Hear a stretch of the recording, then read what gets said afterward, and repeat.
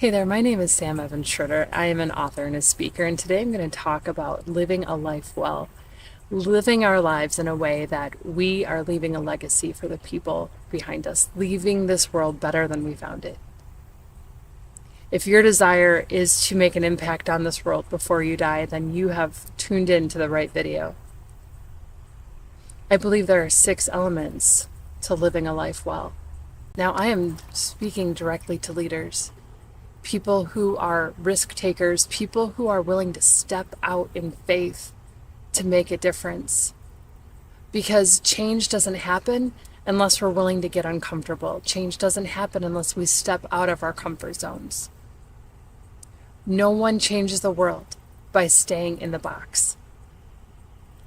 Change makers see the need for change. They grasp the need for change, and they make the change happen. One of the first things, if you are a world changer, you are going to recognize those opportunities in front of you to become more involved in organizations, to step up in leadership, to take on more responsibilities. Because the more responsibility we have, the more leadership we have, the more influence we have, and the more opportunity we have to change the world around us, right? So first of all, it's recognizing those opportunities. And then second, it's being brave enough to step out in faith and risk what may or may not happen. Risk failure. If you're going to be a world changer, if you're going to change people's lives, you need to be willing to risk failure. Because sometimes when we step out, we get it wrong. But we need to be willing to try, right? We need to be willing to take that step and see what might happen. And when we take these steps of faith and we step out and we take these risks, we are positioning ourselves in places to make life change, in places to make world change. If it's a position in a company, if it's people that we need to brush shoulders with, we are positioning ourselves in order to make a difference. I'm not going to lie, part of changing the world has to do with luck. Being in the right place in the right time to recognize those opportunities, right? It doesn't happen to everyone. If we position ourselves in the right places, we have more chances to grasp those opportunities that come in front of us.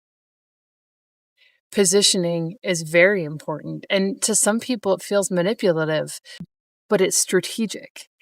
It's knowing what you want, knowing that if you have a certain position, you can make a difference. Knowing that what you have to offer is going to make the world a better place. And you strategically position yourself in such a way that you can make that difference. The next thing that a person needs in order to change the world is fortitude. And this goes along with risk takers. If you are a risk taker, then you also have fortitude. You have courage. But fortitude is more than just risk taking. Risk taking is a series of choices, whereas fortitude is having that character, that inner strength to continue on when things get difficult. Because changing the world isn't going to happen without roadblocks and backlash and people coming up against you and opposition. It's not going to happen without obstacles and opposition. Fortitude is what I'm going to talk about most today. Maybe you can see some of these things I'm talking about in the activity I had you do today. I invited anyone who wanted a free book to come on stage. All you have to do is come on stage. That was the opportunity, right? And you risked walking up on stage. It's scary to get up there. It's terrifying, right? But you positioned yourself in a place where you could potentially get a free gift. The outcome was worth the risk for you if you stepped on stage. Part of the process of winning that free book had to do with luck. Have you ever spoken on a phone that had a cord? Have you ever stepped into a Blockbuster? You have or you haven't. Those are luck of the draw type questions. The reason I had you do the one-handed shirt buttoning and unbuttoning contest is because that is my weakness. When it comes to success, we all have roadblocks. We all have insecurities, weaknesses. We can't do all the things. We're not all built to write memoirs. We're not all built to solve mathematical equations in our heads. Everyone has different talents, different gifts, different interests. So it's important to figure out where you fit and what you have to offer. If anyone had told me that I was going to be a writer when I was a child, I would have laughed. I have cerebral palsy. I have one working hand. I type with one hand. There was actually a class we had to take in high school, mandatory class to graduate. And I somehow avoided the class, but it was a typing class. And I avoided the class, but because I was terrified that the teacher was going to make us put our fingers in the right places and type the right way. And I was going to fail because I didn't type the same way everyone else typed. I type one-handed. I'm recording this on my laptop right now. I type with one hand. And I type fairly quickly with one hand. But that's a limitation and a weakness. And because I'm a risk taker, because I am a life changer, because I am a leader in my heart, which I think sometimes just translates to rule breaker, I did not let one hand stop me from writing a book. I did not let it stop me from writing multiple books. I have published multiple books, and I have written them all with one hand. So if you don't know what cerebral palsy is, basically the nerves don't communicate with the muscles the right way. So the left side of my body is completely fine. I'm strong. I'm actually stronger on my left because I'm compensating for the right side of my body. But for instance, I can't feel food on the right side of my face. And when I smile, it's crooked. When I speak, it's crooked, which you don't notice until I mention it. I trip when I get tired. My right hand doesn't work the right way, like I said. I remember this moment, this devastating moment, when my oldest daughter was 3 years old. And she was in the middle seat right behind the driver's seat. I remember this devastating moment when my oldest daughter was 3 years old. And she was in the seat behind me, the middle seat of the car while I was driving, and I reached behind me to help her, to console her. And she grabbed my hand and she lifted it to her mouth, and I heard her kiss me.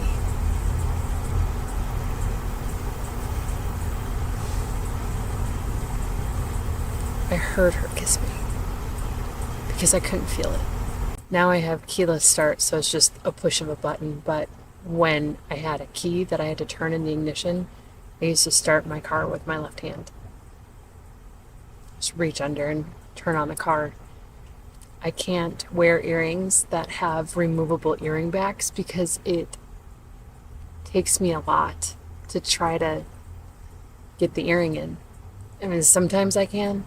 Sometimes if I'm really motivated and I can get it on the first try, then I do it. But a lot of times I give up because I get so frustrated and I feel so sorry for myself. I just don't want to deal with it. And God has called me to be a writer. God has called me to use my hands to share my story. Now I've done a lot to compensate for my weakness. I participated in a sprint triathlon. I've run 5Ks. Participated in gymnastics competitions. And I did a lot of work just to look normal.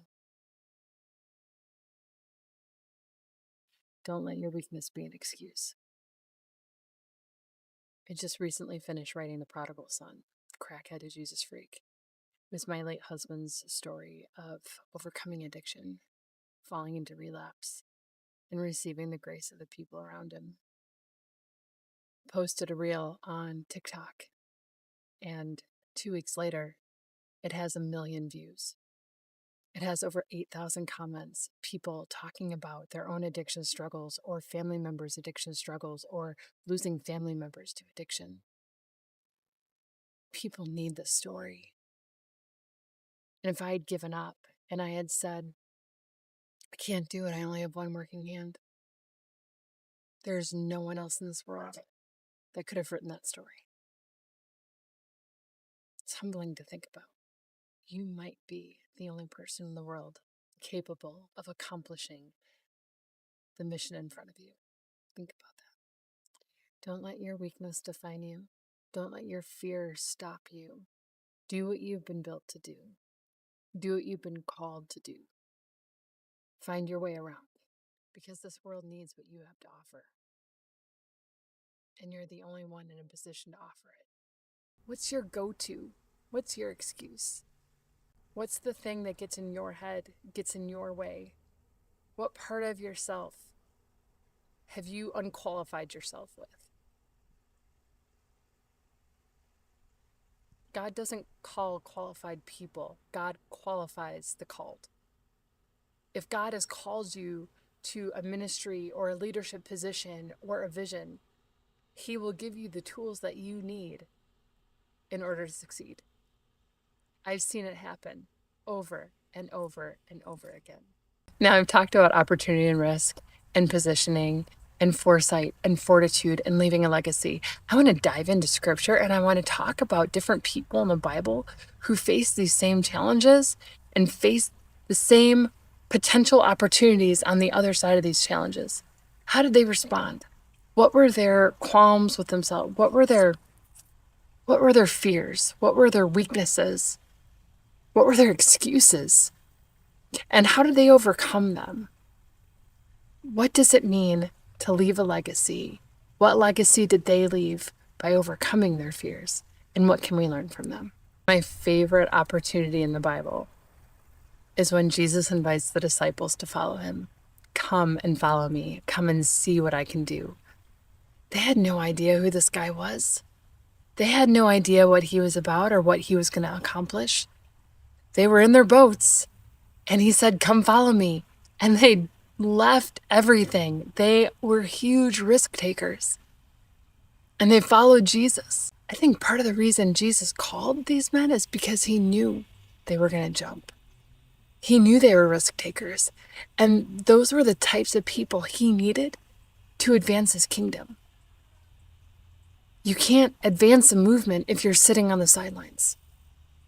You can't advance a movement if you're unwilling to jump out into uncharted waters. So God called the disciples, and we read about that in Matthew 4 and Luke 4. Jesus stood on shore and he said, drop your nets and follow me, become fishers of men. And they did. I mean, how absurd is that? It's nuts. When I looked at my Bible and I thought of who the best Bible character would be to illustrate all 6 of these principles, my eyes landed on Esther. Esther had an opportunity to be evaluated by the king. Esther was a beautiful Jewish woman who is invited basically to a beauty pageant in order to potentially become King Xerxes' wife. She was a Jewish woman vying to be the wife of a Persian king. She was a foreigner, but she saw an opportunity, she took a risk, and then she entered into basically like this beauty pageant, right? And she had to go through all these like beauty treatments. I'm sure there were tests for intelligence and etiquette and public speaking. So Esther went through all these different trainings and tests and competitions in order to potentially become the wife of King Xerxes. She eventually does become the queen. And so the Jewish people are under threat, and Esther's uncle approaches her and he says, hey, you are in the right position for such a time as this. You have the perfect position next to the king to save the Jewish people from extinction. You might be the only person who can save the Jewish people from extinction. And Esther's terrified. Maybe she used up all her risk in becoming the queen. She tells her uncle, if I go in front of the king without being summoned, I could die. It's a death sentence. He says, you're the only one. You're the only one who can help us. That takes bravery, right? And so Esther's response is, pray for me. Pray and fast for me for 3 days. And at the end of 3 days, I will go speak to the king. And it takes her several tries to work up the guts. She calls the king to eat dinner with him multiple times. And she can't get the words out right away because she's so scared. Finally, she says, "My husband, my king, this is what is happening right under your nose. Your first in command is plotting to annihilate my people." And the king listens to her, and he helps her people, and he grants her requests. He gives them an opportunity to save themselves, all because she had the fortitude to step out in faith. That is the legacy she left. Esther has been dead for 2,500 years. But she left a legacy of courage and bravery and stepping out into risk, taking an opportunity that she was built for. The disciples followed Jesus for 3 years, and then Jesus died on the cross. And when Jesus was in that tomb, the disciples were terrified. They hid in a room with locked doors. They went out fishing because they didn't know what else to do. They were built to fish, so they went back to doing what they knew how to do. They went backwards. They were afraid. And then they found Jesus on shore, and he emboldened their faith. Every single one of the disciples died for their faith. They found a cause worth living and dying for. What is your cause that is worth living and dying for? What is your business? What is your product? What is the thing that you want to give to the world that is going to make their lives a better place? And maybe you think what you have to offer isn't life-changing, but you can be life-changing. Your character, the character of your business, your trustworthiness, your reliability, those are markers that leave a legacy. What's your excuse? I am going to encourage you to not let your fear define you.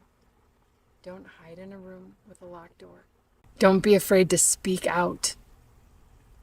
Don't go back to doing what you had done before, because you know better. You are a life changer. The people in this world are better because you're in it. And the legacy that you have to leave will be a powerful one.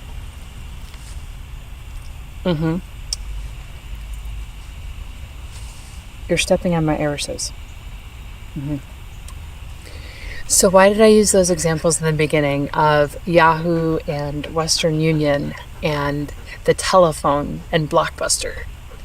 Well, because all of those are examples of missed opportunities.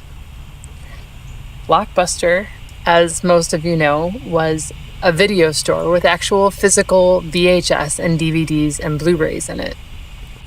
They were given the opportunity to purchase Netflix, and they passed. Western Union was given the opportunity to invest in Alexander Graham Bell's invention, the telephone, and they didn't.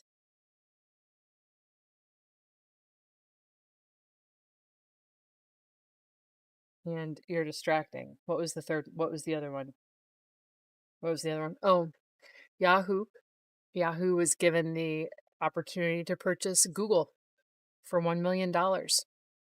And they didn't want to do it because it was too much money. And I asked if you'd ever read a Left Behind book because Kanita and I both know the literary agent who passed up the opportunity to represent Jerry B. Jenkins. Missed opportunities. Stop digging my flowers. Hey, come here. Good boy. These are all missed opportunities. So it's not enough to have bravery, to be a risk taker, to avoid excuses. You need to make sure you're paying attention to the opportunities that happen in front of you. Right? Because you never know. You just never know. Don't sit on the laptop. You never know which opportunities are going to come your way. As you recognize these opportunities, as you take these risks, as you position yourself in fortunate places, and you muster the fortitude to succeed and overcome, I pray that what you do with your life from here on out makes a difference in the world around you. You are loved. You are not alone.